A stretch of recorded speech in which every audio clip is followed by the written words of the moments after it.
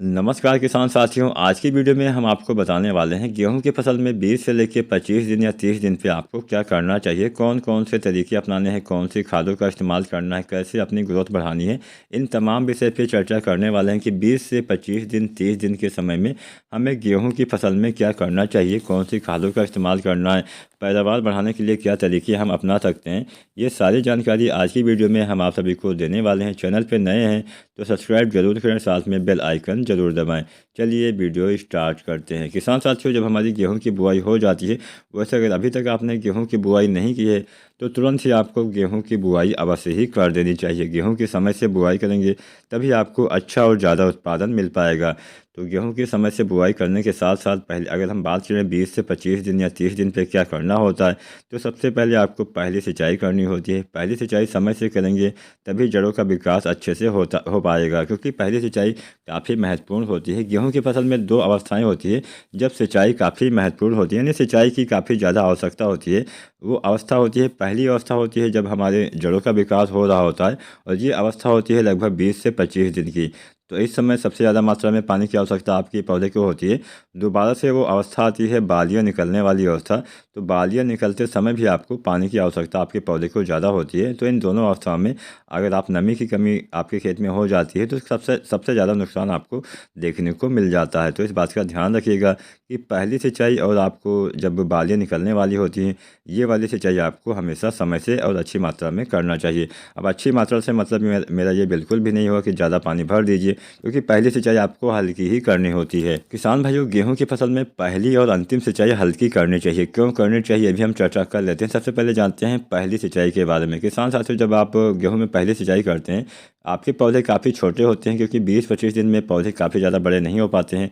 जड़ें भी काफ़ी छोटी होती हैं। आपके पौधे को, आपके फसल को ज़्यादा मात्रा में पानी इस समय नहीं चाहिए होता, क्योंकि उसकी उतनी आवश्यकता भी नहीं होती है। आपके पौधे छोटे होते हैं, कम आवश्यकता होती है, इसलिए हमें पहली सिंचाई हमेशा हल्की ही करनी चाहिए। ज़्यादा पानी भर देंगे, पानी सूखेगा नहीं। पानी ज़्यादा दिन तक भरा रहेगा तो आपकी मिट्टी में, मतलब आपके पौधे में पीलापन आ जाता है, पौधे का विकास रुक जाता है, जड़ें विकसित नहीं हो पाती हैं, कल्लों का फुटाव नहीं होता है, कल्लों की पौधे की जो बढ़वार है वो भी एकदम बाधित हो जाती है, और इससे सीधा सीधा असर आपके उत्पादन पे देखने को मिल जाएगा।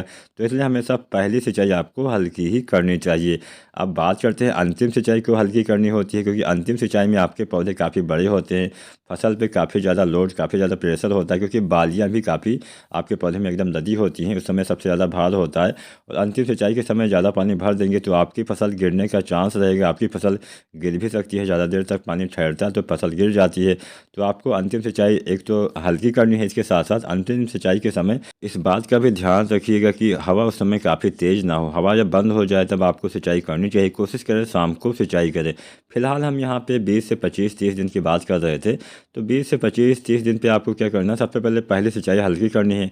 उसके बाद में यहाँ पे हम कुछ खादें भी आपको बता देते हैं जिसका इस्तेमाल आप कर सकते हैं। सबसे पहले हम दानेदार खादों के बारे में आपको बताएंगे। दानेदार खादों के रूप में आप यूरिया डालिए, सागरिका और सल्फर, ये तीन चीज़ें आपको प्रयोग करनी होती हैं। यूरिया जो आती है ये आपको 25 से 30 केजी प्रति एकड़ के हिसाब से सिंचाई के बाद डालना है, पहली सिंचाई के बाद। दोबारा इसके साथ में आपको 10 किलोग्राम जो सागरिका आती है दानेदार, इसका इस्तेमाल करना है। चाहे सागरिका जेड प्लस प्लस हो, चाहे सागरिका गोल्ड हो, कोई एक का इस्तेमाल करिएगा।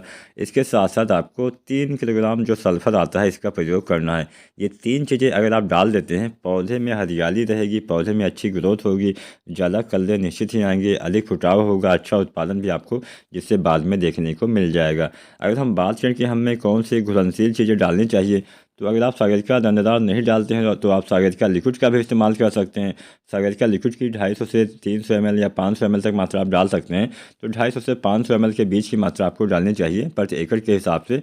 और इसके साथ में आपको NPK 19-19-19 का प्रयोग करना है।